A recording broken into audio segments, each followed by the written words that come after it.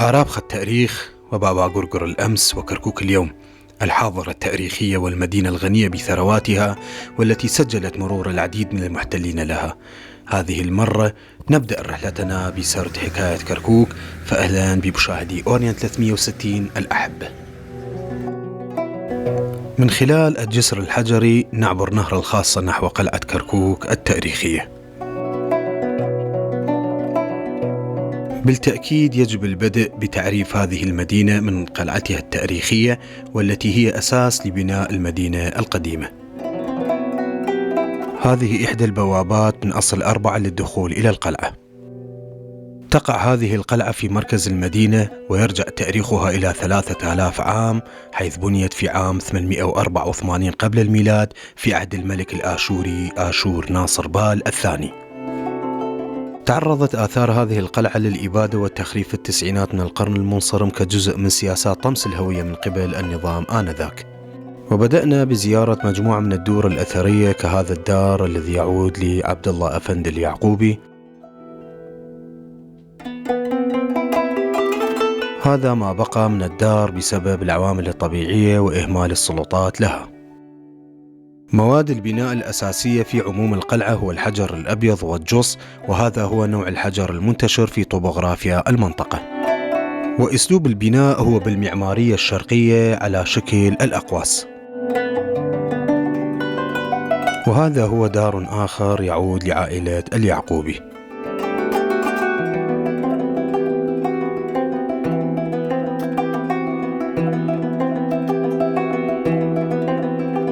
وهذا دار صالح حسين سعاتشي. هذا الدار من أحد الدور الجميلة في القلعة.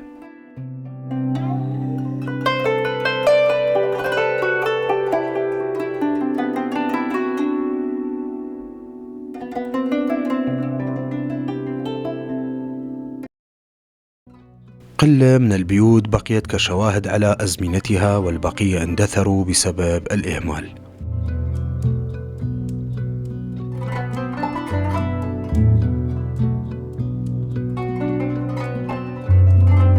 نخلة اتكأت على جدران دارها وكأنها تعبر عن ما جرى هنا حقا.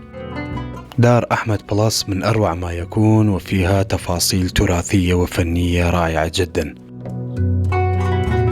تحوي الغرف فيها على هذه الطيقان والزخارف التراثية المميزة.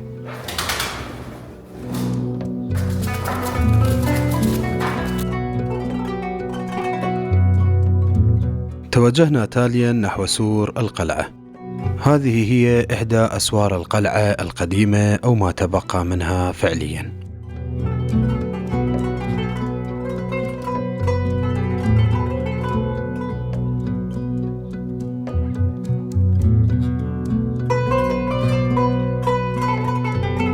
السور أو الحصن مبني هو الآخر أيضا من الحجر الأبيض والجص، وتحوي هذه المغازل للحراس.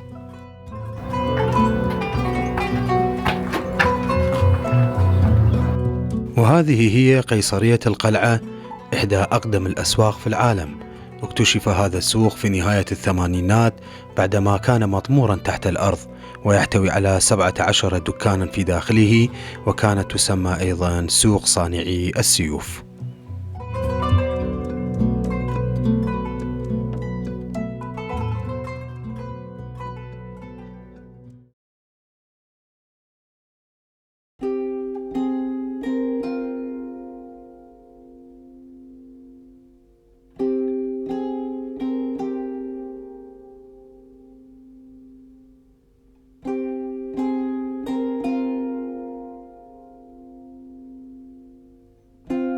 تحوي القلعة عددا من المساجد والجوامع القديمة، ومسجد فضولي هي إحداها، ولا يعرف تاريخ واضح لبنائها.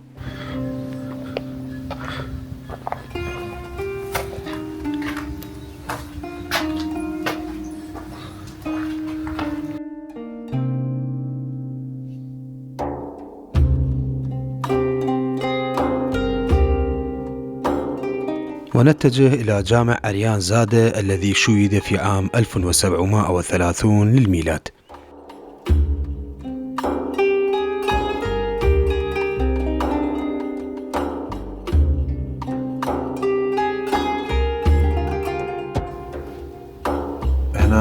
هذا الشعر الكلاسيكي باللغة العربية والتركية العثمانية أكيد.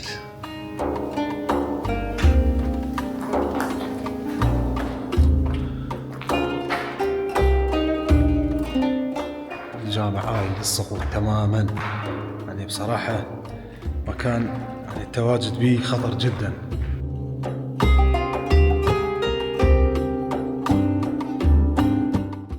وهذه قبور جدارية داخل الجامع تعود لعائلة الخطيب. أعمار هذه القبور تقارب 300 عام تقريبا،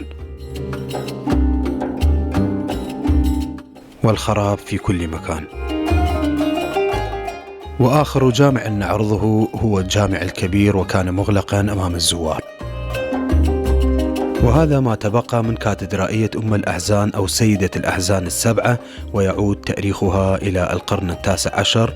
تم ترميمها بشكل خاطئ في بداية الستينات، لذا لم تصمد أمام أهوال الطبيعة. نتوجه الآن إلى مرقد بغداي خان السيدة النبيلة السلجوقية التي توفت في عام 1361 وهي في ريعان شبابها. إذ تقول القصة بأنها حطت رحالها مع أبيها التاجر في المدينة، ولكنها مرضت مرضا شديدا أدى إلى وفاتها، ومن ثم بنى لها والدها هذا المرقد بواسطة بنائين يهود. تم إزالة القبة الأصلية في التسعينات بسبب السياسات الفاشية الرامية للتغيير الديمغرافي في كركوك، وكانت ذريعة السلطة آنذاك هو توحيد النهج الإسلامي للقلعة. يتميز هذا البناء بكونه قد اختلط فيها فن العمارة اليهودية والعمرانية الإسلامية السلجوقية، لهذا فهي تختلف عن باقي المنارات السلجوقية من زمانها، وهي مبنية بالطابوق والنور. ومع الأسف تعرض المرقد والمكان إلى النهب عبر الأزمان. وهذا هو قبر النبي دانيال أحد أئمة اليهود، وفي العصر الإسلامي للقلعة بني عليه هذا المسجد. شيء محزن ومأساوي ما نراه من اندثار لهذه القلعة والمدينة القديمة في كركوك، لكن أثناء تصويرنا للرحلة سمعنا بأن الحكومة المحلية قررت وأخيرا البدء بتعمير وإنقاذ جزء من هذا الإرث المهم، وهو شيء مفرح إذا ما تنفذ فعليا. يقول إبراهيم ناجي: اسقني واشرب على أطلاله واروي عني طالما الدمع روى، كيف ذاك الحب أمسى خبرا وحديثا من أحاديث الجوى. توجهنا تاليا إلى سوق جود قاوة المتاخم للقلعة، ويسميه الكركوكيين أيضا بالسوق الكبير، وهو سوق أثري قديم كان وما زال وجهة أساسية لأهل المدينة، فتلك هي القلعة وهذا هو سوقها الجميل. وهذه أماكن البوابات القديمة المطلة على السوق من القلعة.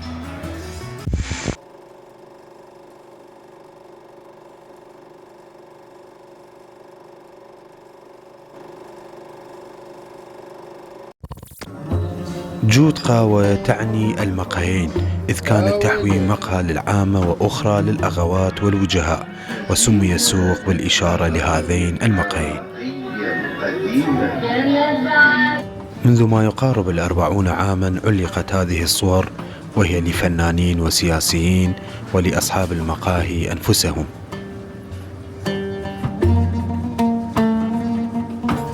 ومعمارية البناء هي على الطريقة الشرقية المقببة، إذ لها أهميتها في أوقات الحر للحفاظ على برودة الهواء بشكل نسبي.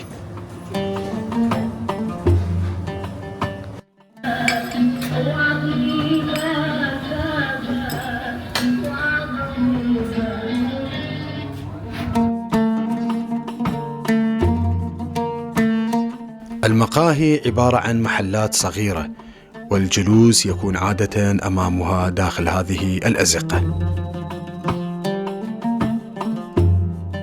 أحبتنا لا تنسونا بدعمكم واشتراككم بالقناة، واللي يخلينا نتواصل ونقدم الأفضل. يتميز السوق بوجود آخر جيل من أرباب الحرف الكلاسيكية، وأهمها هم الحدادين، وهذه الحرفة العريقة في كركوك في اندثار، على الرغم من أن ما يصنعه هذه السواعد الكركوكية لا يضاهيها المنتج الأجنبي المستورد أبدا. والقصة هنا يحول ألواح القصدير إلى صناديق لتوفير المال أو الدخل.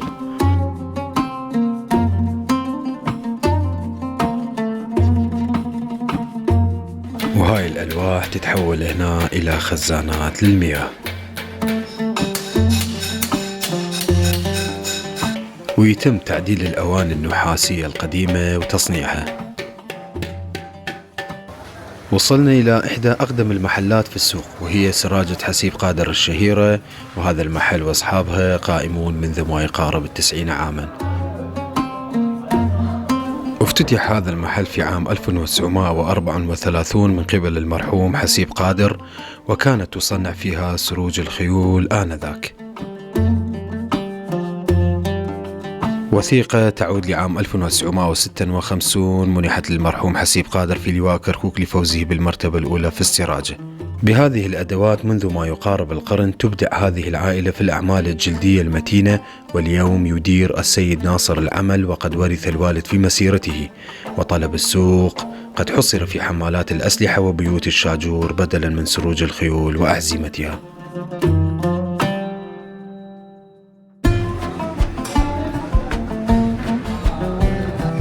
تجد في هذا السوق أغلب الحاجات التراثية والفنية والأعمال الخشبية.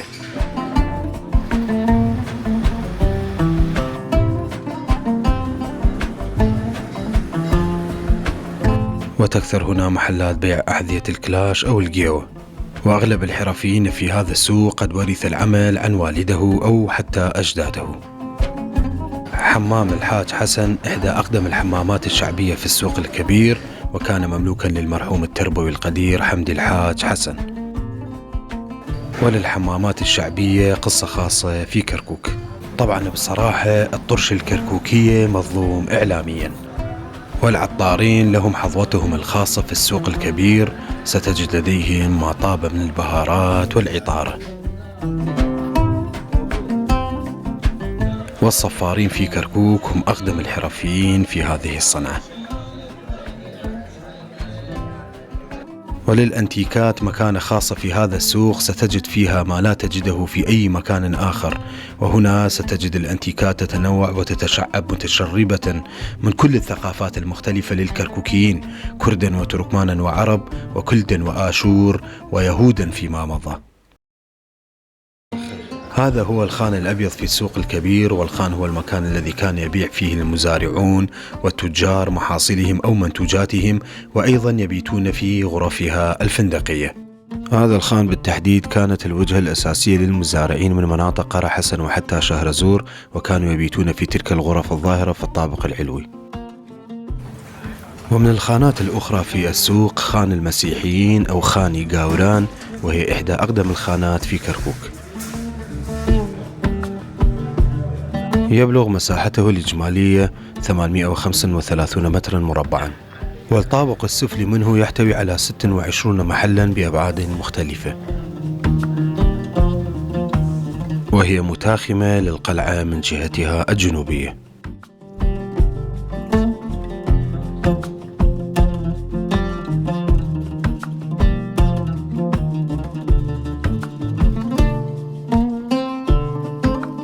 ويحتوي في هذا الطابق العلوي على 27 غرفة كهذه الغرفة للمبيت ليلا. تعتبر هذه الخانات من أقدم الأنظمة التجارية والفندقية في العالم، ومع الأسف رأينا بأن أغلب الغرف قد حولوا إلى أماكن لتربية الطيور ويستخدمون كمرافق عامة أجلكم الله. لذا نتمنى من الدوائر المعنية العمل على حماية وترميم هذه الأبنية وجعلها وجهات سياحية كجزء من الهوية الثقافية لكركوك والكركوكيين. تحوي كركوك العديد من الخانات الأخرى كخان خرما وخان قبان وخان القاضي وشقور خانة. تاليا توجهنا إلى سوق القيصرية الكائن على جانب السوق الكبير، والذي شيد في عام 1855. وللقيصرية 7 أبواب يرمز إلى أيام الأسبوع، ويحتوي على 365 دكانا على عدد أيام السنة، وأيضا 24 فرعا كدلالة إلى عدد ساعات اليوم. وتحتوي القيصرية على محلات لصياغة وبيع الذهب، وأيضا الملابس ومواد التجميل المختلفة. الكل في تناغم إنساني أخوي يدير عمله، وقد ذابت الهوية الصغرى للطائفية والقومية في الهوية الكبرى، الهوية الكركوكية الفريدة والجامعة.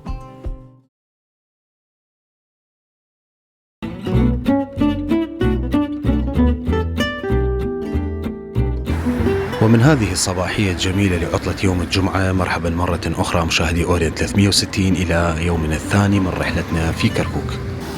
وبعد ان تقهوينا على الأنغام الرائعة للهورنات، توجهنا إلى سوق الغزل أو سوق الطيور والحيوانات، ومررنا عبر جسر الشهداء، هذا الجسر الذي أصبح منذ فترة الحصار في التسعينات إلى مصدر رزق للباعة ووجهة شعبية للطبقة العاملة في كركوك. بدأ الازدحام والمكاتل.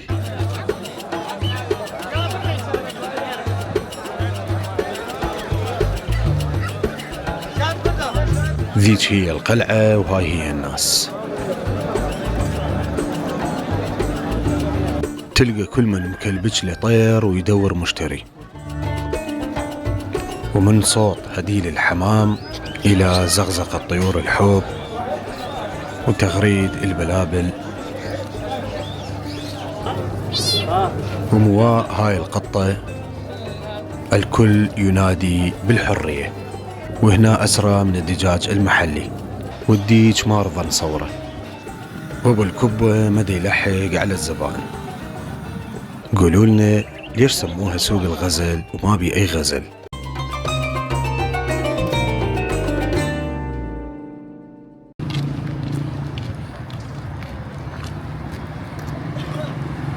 ومحطتنا التالية هي القشلة، اللي هي أحد المعالم الأثرية الأخرى في كركوك، ويعود تاريخ بنائه إلى عام 1863 أبان حكم السلطان عبد العزيز خان العثماني. تعني كلمة القشلة بالتركية العثمانية المعسكر الشتوي للجيش، وكان في الأساس المقر العسكري والمدني للوالي في لواء كركوك آنذاك. وكانت تحوي بناية دائرية الشكل في وسط هذه الساحة يقع فيها غرفة الوالي، إلا أن وجودها قد اندثر. معمارية البناء هو على الطريقة الشرقية من قباب وأقواس.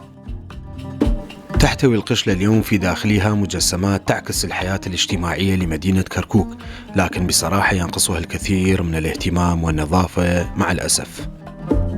الحلاجة إحدى أقدم الحرف في كركوك، وهنا امرأة كردية تنسج المدة أو القالي، المزينشي أو الحلاق، وشمشمة أخبار المدينة. وهنا الحدادين أو صانعي الحديد، واقفة بصفحة الباب ويا بنها وحداد السكاكين يحد لهم سكاكين البيت. والشايخانات أو المقاهي لها خصوصية في المجتمع الكركوكي.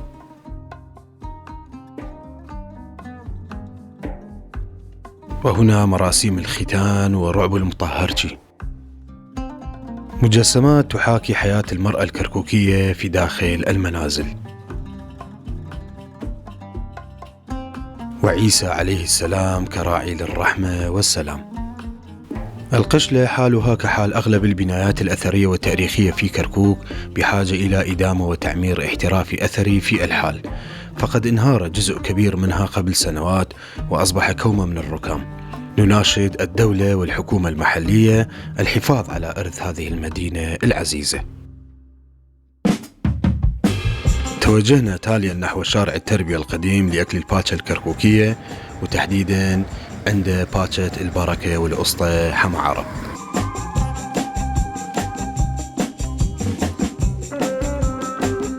تشتهر كركوك بأكلة الباتشة، ولها مذاقها والطريقة الكركوكية الخاصة في إعدادها.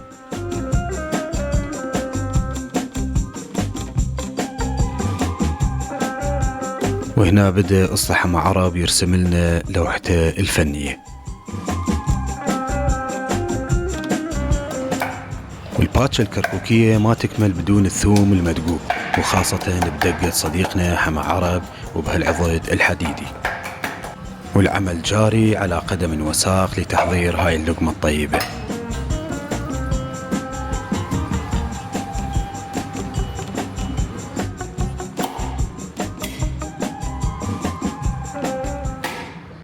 كان صاحب المكان بالتسعينات هو أسطى نوزاد الكردي، وكان يشتغل عنده خلفات اثنين، واثنينهم اسمهم محمد، فسمى التركماني بممد والعربي بحما عرب. وفي النهاية ورث حما عرب الشغل عن أستاذه اللي توفى، فطوبى لهذه الأخوة والتعايش الكركوكي.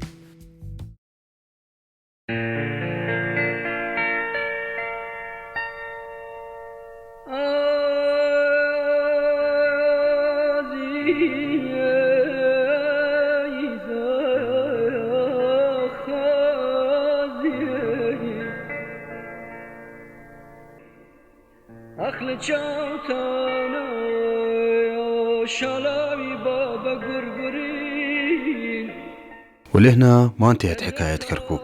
انتظرونا بالحلقة القادمة، بس مو تنسون الاشتراك بالقناة حتى توصلكم الفيديوهات. أيجا جلر وتشرين بشلامة، شوتان شاد، وتصبحون على خير.